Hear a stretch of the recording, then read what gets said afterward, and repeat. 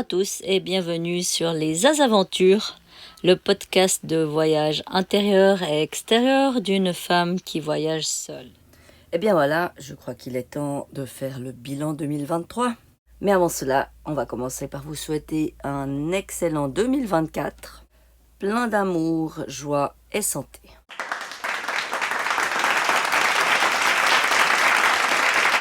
Alors, commençons ce bilan par Manta. Eh bien, cette année, Manta n'a pas eu de gros soucis comparé à l'année passée. À part la pompe de cale qui m'a posé problème plusieurs fois. Et donc, j'ai racheté une à la fin de l'année, là. Alors maintenant, c'est bon, j'ai plus besoin de pomper à la main parce que ça m'est arrivé plusieurs fois durant l'année de pomper à la main. Suite à des problèmes de presse et taupe qui fuient abondamment. Et la transmission qui a été refaite en octobre. Puisque la première tentative en février par un supposé mécanicien marin n'a pas fonctionné. Et du coup, j'en avais plus confiance et du reste, les vitesses des fois restaient coincées. Ce que je devais résoudre en arrêtant le moteur pour arrêter le bateau. Donc c'était pas l'idéal. Mais maintenant, elle est reconstruite depuis octobre et tout ce que je naviguais depuis, aucun souci. Donc on va dire que ce problème est résolu. Le press-et-toupe, j'ai enfin le bon matériel que je vais pouvoir faire ce prochain mois. Et la pompe de cale, il y a la nouvelle installée. Autrement, ça faisait plus d'une année qu'on avait des problèmes de toilette où l'eau remontait en permanence. Et ça aussi, c'est fixé puisqu'il fallait tout démonter, tout nettoyer et remettre les nouveaux joints. Ce qui a été fait il y a 2 semaines en arrière. Ainsi que mon nouveau fourneau, dont un brûleur ne fonctionnait plus depuis plusieurs mois, que dû à la rouille, je ne pouvais plus dévisser la vis qui le tient et du coup, je ne pouvais pas le nettoyer.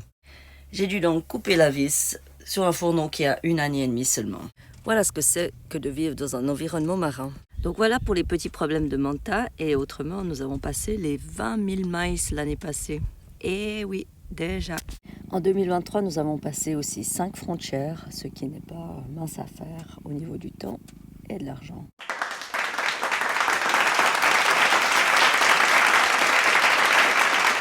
Au niveau des croisières, nous avons organisé 9 croisières pour 12 personnes allant de 3 jours à 3 semaines. Elles se sont toutes bien déroulées et avons réussi à faire des clients satisfaits. J'ai eu l'occasion de donner les cours de 2 Open Water et de 3 Advance et plein de plongées guidées. Dans mes croisières, je vise toujours la qualité plutôt que la quantité, d'où le petit nombre de personnes. Et là, j'aimerais juste mettre les choses au clair parce qu'apparemment, ça fait du bruit. Non, je ne couche pas avec mes clients. Donc pour ceux qui pensent pouvoir avoir le beurre, l'argent du beurre et en plus la crémière, il faut qu'il se trouve un autre bateau.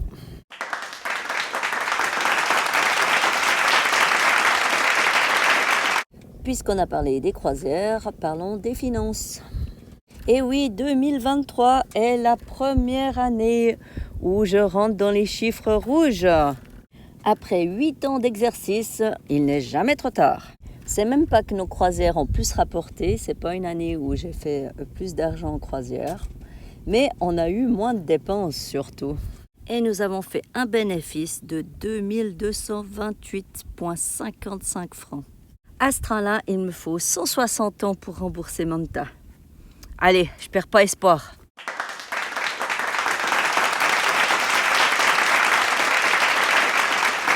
Alors là, on a parlé de Manta, des croisières, des finances. Allez, on va parler de Pépette. Alors Pépette, ton année 2023, ça s'est passé comment? Eh oui, vous l'avez compris, très bien. La preuve, son auto-arrachage de poils s'est atténué. Elle s'est quand même fait une grande frayeur cette année et on va vous la partager. On était en croisière avec une maman et sa fille et on était dans la région de Semporna. Manta était ancré à 50 mètres d'un magnifique banc de sable où on avait décidé d'y aller tous ensemble pour le coucher du soleil. Flash, l'annexe, n'avait pas le moteur à bord, donc on allait juste ramer. Et la fille, pleine d'énergie, propose d'amener Pépette avant nous. J'étais un peu sceptique, mais je l'ai laissé quand même faire. Donc elle a amené Pépette à la plage, qui a sauté directement sur le sable dès qu'ils ont arrivé tout proche. La fille fait demi-tour pour venir nous chercher. Elle fait les premiers coups de rame quand Pépette voit cela. C'est la panique. Elle court, elle saute à l'eau, elle nage jusqu'à l'annexe pour remonter dedans. Eh oui, Pépette a eu peur d'être abandonnée sur ce banc de sable. La voilà qui arrive, toute tremblante et toute mouillée. Pauvre Pépette. Je la rince, je la sèche et personne n'ira sur ce banc de sable. Autrement, je trouve aussi qu'elle s'améliore avec les personnes à bord.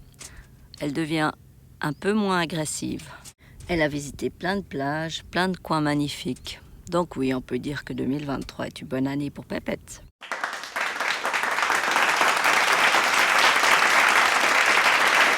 Bon bah là, je crois qu'il ne reste plus qu'à parler de moi. Alors au niveau physique, tout s'est bien déroulé en 2023 avec mes 4 jeûnes annuels qui m'ont prouvé leur efficacité en soignant une dingue en 2 jours sans médicaments, que de l'homéopathie. J'ai aussi couru plus de 200 km, fait plus de 200 plongées et un peu d'apnée. Donc oui, on peut dire que 2023 physiquement est au top. Moralement, on peut pas dire que c'était pire que 22. De toute façon, je crois pas qu'il y aurait eu pire année que 22. J'ai eu un petit ami pendant 1 mois qui m'a prouvé que mieux vaut être seul que mal accompagné. J'ai aussi expérimenté une relation avec un manipulateur, très intéressant.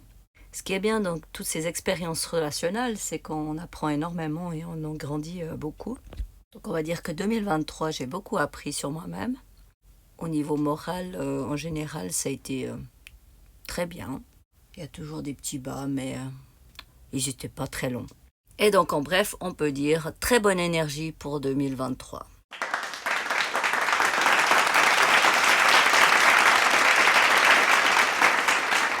Voilà un bilan 23 qu'on peut dire très positif.